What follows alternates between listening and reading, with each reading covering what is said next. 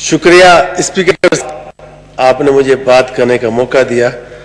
अब मैं क्या बात करूं, क्योंकि बजट पे तो पूरी पाकिस्तान की अवाम यही बात कर रही है कि ये एक अवाम दुश्मन बजट है और ये एक ऐसा बजट है, इसको गवर्नमेंट ने पेश करके इस बात पे मोहर लगा दिए, बल्कि तस्दीक कर दिए कि वो वाकई ना अहल हुकूमत है, ना लायक हुकूमत है और सिलेक्टेड हुकूमत है, क्योंकि इसमें अवाम के लिए कुछ भी नहीं है।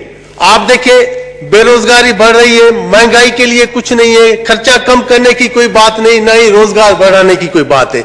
ये सिर्फ बजट है तो सिर्फ और सिर्फ IMF की वजह से और उन्हीं का ही दिया हुआ बजट है। स्पीकर साहब, यहां पे बातें बहुत होती है, बातें करते हैं कि कर्जे लिए, इन्होंने कर्जे लिए। जी हां, हमने कर्जे लिए, लेकिन उन कर्जों का काम भी किया। इनके धरनों के बावजूद, इनके कंटेनर पे चढ़ने के बावजूद मियां मोहम्मद नवाज शरीफ ने मुल्क को तरक्की दी। 11,000 मेगावाट बिजली बनाई, सीपेक दिया, यहां पे मोटरवेज दी, गिलगित से ग्वादर तक मोटरवेज दी, अमन कायम किया, कराची में अमन किया, बलोचिस्तान में अमन कायम किया और फाटा में भी अमन कायम किया। स्पीकर साहब, ये हमारे दोस्त जो बैठे हुए इधर जो बातें करते हैं, जब उनके घर लोड शेडिंग नहीं होती होगी तो नवाज शरीफ उनको याद जरूर आता होगा। जब वो इस्लामाबाद से कराची जाते होंगे, दिनों का सफर घंटों में करते, तब भी नवाज शरीफ इनको याद आता होगा, क्योंकि नवाज शरीफ ने जो काम किए थे उसी की वजह से। अगर अखबार में उसकी एक फोटो छप जाए, अगर मरियम नवाज शरीफ का एक ट्वीट आ जाए, तो गवर्नमेंट के पसीने छूट जाते हैं। ऐसे पसीने नहीं छूटते, ये इसी काम की वजह से छूटते हैं। स्पीकर साहब, कर्जे तो इन्होंने भी लिए, इन 2 सालों में उससे ज्यादा कर्जे लिए, लेकिन काम धेले का नहीं किया और बातें करते हैं कि आपने कुछ नहीं किया और इसी का हिसाब देना पड़ेगा। जो GDP नवाज शरीफ साहब ने 5.8 पे लेके गए थे, जो पहले एटमी धमाका किया था, अब मुआशी धमाका करने जा रहे थे, उसी को ये लाके 1.4 1.8 पे लेके आए। हिसाब तो देना पड़ेगा। मेडिसिन जो इन्होंने 500% बढ़ाई, उसका भी देना पड़ेगा।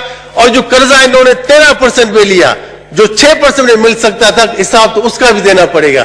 स्पीकर साहब, ये मास्क जो आपने भी पहना हुआ है, हमने भी पहना हुआ है, ये 3 रुपए का मिलता था, अब ये 35 रुपए का मिल रहा है, वो भी मुश्किल से। हिसाब तो उसका भी देना पड़ेगा स्पीकर साहब, और आटे और चीनी का भी देना पड़ेगा। आप देखें, CEC में फैसले खुद करते हैं, कैबिनेट से मंजूरी भी खुद देते हैं, कमीशन भी खुद बनाते हैं और खुद ही किसी को बाहर भगा देते हैं तो किसी को प्रमोशन देके और अच्छी मिनिस्ट्रियां दे देते हैं। स्पीकर साहब, है कोई इनसे पूछने वाला? कोई भी नहीं, लेकिन इसका जवाब वक्त आने पे इनको देना पड़ेगा। और यहां पे एक तरफ पूरी दुनिया में कोरोना की वबा फैली हुई है, पूरी दुनिया परेशान थी, और यहां पाकिस्तान में एक तरफ मैं उनको सलाम पेश करता हूं, जो हमारे डॉक्टर्स हैं, पैरामेडिक्स हैं, सिक्योरिटी एजेंसीज है, पुलिस है, मीडिया के लोग हैं, जिन्होंने दिन रात मेहनत करके अपनी जान की परवाह किए बगैर पाकिस्तान की आवाम की खिदमत की। मैं उनको सैल्यूट पेश करता हूं और यह भी कहता हूं कि इन लोगों की कम से कम इनकी तो तनख्वाहें आप डबल कर दें, जो फ्रंट लाइन पे ये काम कर रहे हैं। लेकिन हमारी कंफ्यूज्ड गवर्नमेंट, कंफ्यूज्ड वजीर आजम कोई फैसला नहीं कर सके। और इन्होंने जहां तक कि शुरू में कहा कि घबराना नहीं, कुछ भी नहीं है, फिर कहा घबराना नहीं, ये सिर्फ फ्लू है, फिर कहा घबराना नहीं, एहतियात करें। अब कहते अमवात ज्यादा होंगी, अमवात ज्यादा। पूरी अवाम को मरने के लिए छोड़ दिया कोरोना के रहम करम पे।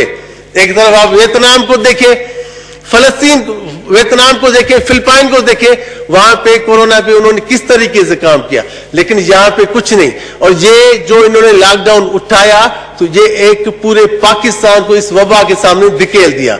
इस पर भी एक कमीशन बैठना चाहिए।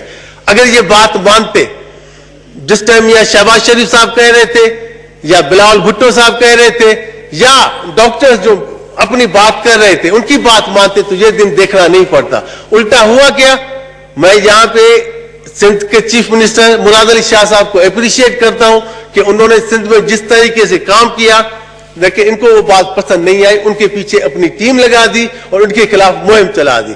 उधर शहबाज शरीफ साहब, जिन्होंने पाकिस्तान सिर्फ इसीलिए आए कोरोना की वजह से आखिरी फ्लाइट में कि मुल्क में कोरोना के लिए काम कर सके, उनकी बात भी नहीं मानी, बल्कि उन पे केस बनाते गए और उसको पुलिस घर गिरफ्तार करने भेज दी गई।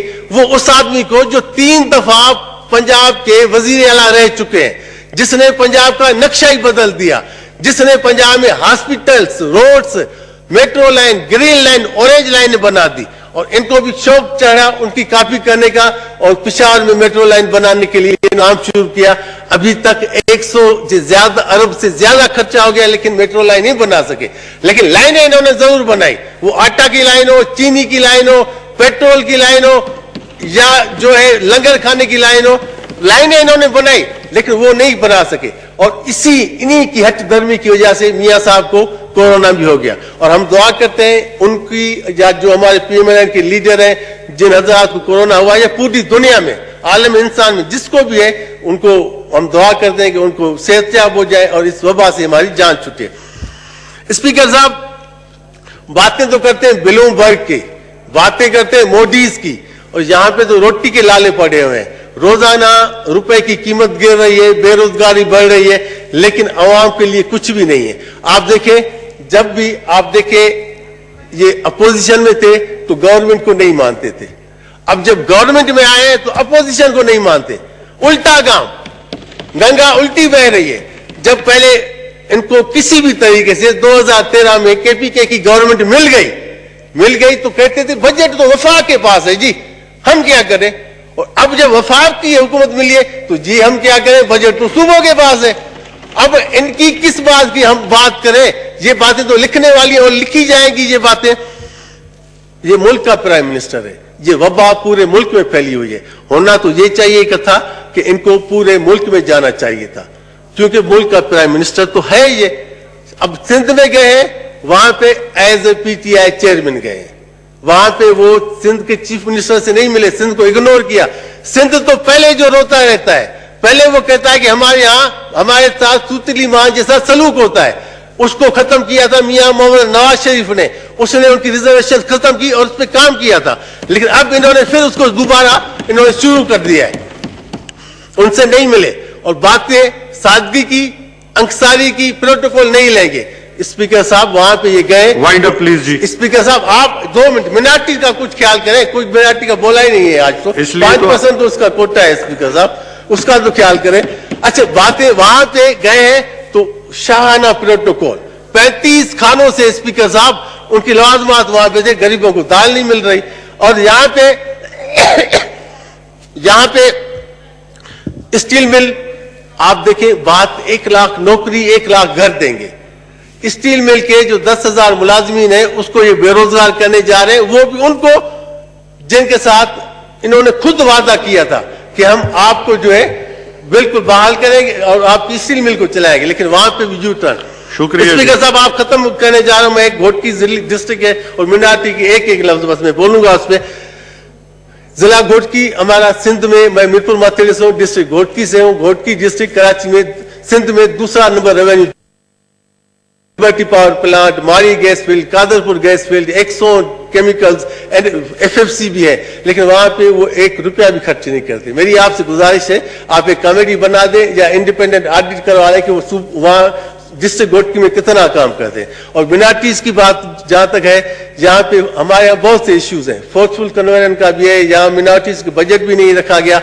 लेकिन मैं अपनी मिनाटी का क्या रोना रहूं, जो पाकिस्तान जिस टाइम कायदे आज़म मोहम्मद जना ने मिनाटी के नाम पे बनाया था, यहाँ तो वो सब रो रहे हैं, तो मेरा तो दुख उनसे बहुत कम है। और आखिर में एक सजेशन गवर्नमेंट को मैं सजेशन देता हूं कि ये मुल्क हम सबका है, इस वतन की मिट्टी में हम सबका लहू शामिल है, तो खुदारा इस पे रहम करें, इससे पहले कि अवाम आपके पीछे आ जाए, आप इस्तीफा दें और घर जाए। लास्ट बात, आखिरी बात, 1 मिनट, आखिरी बात, अब मैं आपकी तरफ से ये बात कहना चाहता हूं कि पूरा पाकिस्तान अब दिल से ये कह रहा है कि नवाज शरीफ तुझसा कोई नहीं, नवाज शरीफ जिंदाबाद, पाकिस्तान पाइंदाबाद। Thank you very much ji. Saifur Rahman Khan Sahab ji. बहुत बहुत शुक्रिया जनाब स्पीकर साहब।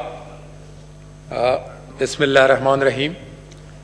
बजट पे तो दोनों अतराफ से बड़ी तफसीली बातें हुई हैं और